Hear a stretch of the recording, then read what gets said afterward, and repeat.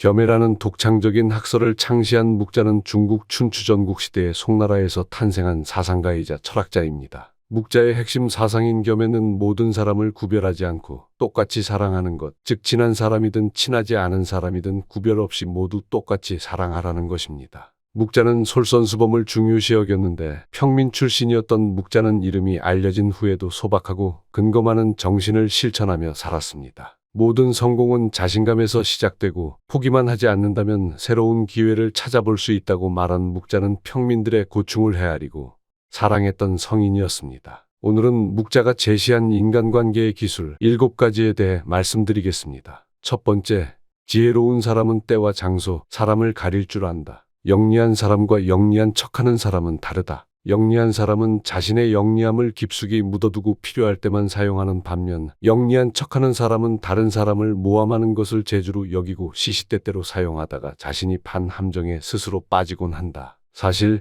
영리함은 재산이다. 중요한 것은 이 재산을 어디에 어떻게 이용할 것인가의 문제다. 잔재주를 부리다가는 화를 부르기 십상이다. 묵자는 지혜로운 사람은 훌륭한 재산인 영리함을 때와 장소, 사람을 가릴 줄 아는 사람이라고 말했습니다. 두 번째, 아첨하는 사람을 곁에 두지 않는다. 사람들은 가정이나 사회에서 다른 사람의 노여움을 사지 않으려고 한다. 그 때문에 대부분 좋은 말로 남의 기분을 맞춰주려고 하며 듣기 싫은 말을 해서 남에게 미움을 사는 것을 꺼려한다. 물론 좋은 말을 하는 것이 나쁜 일은 아니다. 다만 문제는 친구 입장에서 듣기 좋은 말만 한다면 친구의 의무를 다하지 않는 것이다. 즉 결점이 있는 줄 뻔히 알면서도 입을 다문다면 진정한 친구라고 할 수 없다는 것이다. 만일 당신의 결점을 칭찬하는 사람이 있다면 그것은 다른 속셈이 있어서일 것이다. 묵자는 평소에 진정한 마음으로 당신을 책망하고 꾸짖는 사람이 있다면 그가 바로 인생의 스승이자 진정한 친구라고 말했습니다. 세 번째, 겸허한 태도로 마음을 연다. 묵자는 자만하지 말고 겸허하며 다른 사람의 비평을 기꺼이 받아들이고 자기 잘못을 바로잡아서 넓은 마음으로 타인의 장점을 흡수해야만 자신의 장점을 더욱 향상시킬 수 있다고 말했습니다. 사실 이것은 말은 쉬워도 실천에 옮기기는 어려운 덕목이다. 그러나 묵자는 양자강과 황하는 작은 물줄기를 마다하지 않아 큰 강을 이루었다는 말로 겸허한 태도를 가지라는 깨우침을 주고 있습니다. 오만해서는 안 되며 겸손이야말로 삶에서 가장 성실한 태도다. 세상은 크고 넓어서 온갖 기이한 일들이 많이 일어난다. 그 속에서 개인은 아무리 힘이 세고 영리하다 해도 우주 속의 한 점 먼지일 뿐이다. 뛰는 사람 위에 나는 사람이 있다고 자기보다 뛰어난 사람은 언제나 존재하게 마련이다. 네 번째,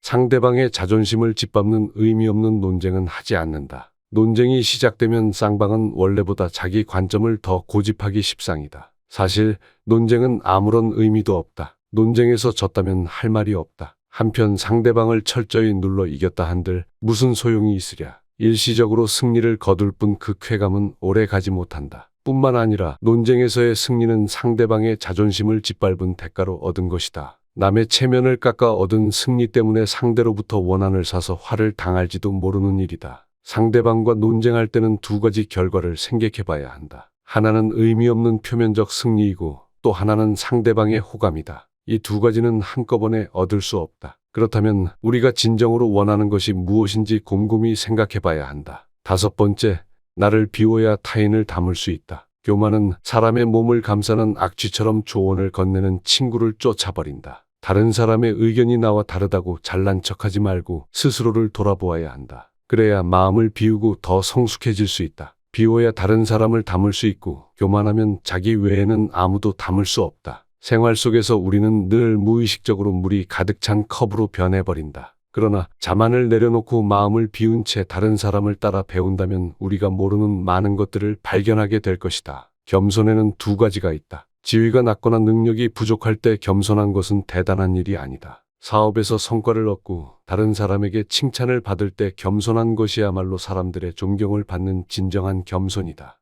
여섯 번째, 소인에게 맞서는 기술과 피하는 기술이 필요하다. 묵자는 사람을 크게 군자와 소인 두 가지로 나누었습니다. 군자는 공명정대하지만 소인은 항상 다른 사람을 놓고 계산만 한다. 늘 주변의 크고 작은 이익을 살펴 수시로 공짜로 얻으려는 마음이 강한 소인은 심지어 다른 사람을 막무가내로 음해하기도 하는데 그 기세를 도무지 막을 길이 없을 정도다. 그러므로 소인과 교제할 때는 신중해야 하며 건드리기보다는 피하는 편이 낫다. 군자의 미움을 살지언정 소인의 미움은 사지 말라고 했다. 소인은 평생의 삶을 방해하고도 남기 때문이다. 따라서 소인을 절대 얕보아서는 안 된다. 묵자는 군자는 소인과 친구는 되지 않더라도 소인을 대처하고 피할 줄 알아야 한다고 말했습니다. 7번째, 자신의 재능을 지나치게 드러내지 않는다. 지혜로운 사람은 사람들에게 빛을 감추고 우둔함을 보여준다. 빛을 감추고 우둔함을 드러내는 것은 자신의 지능이 낮음을 보여주는 것이 아니라 자신을 보호하고 화를 일으키지 않으며 재능을 더 잘 발휘하기 위한 것이다. 비범함과 특별함을 추구하는 것은 적극적인 인생 태도다. 하지만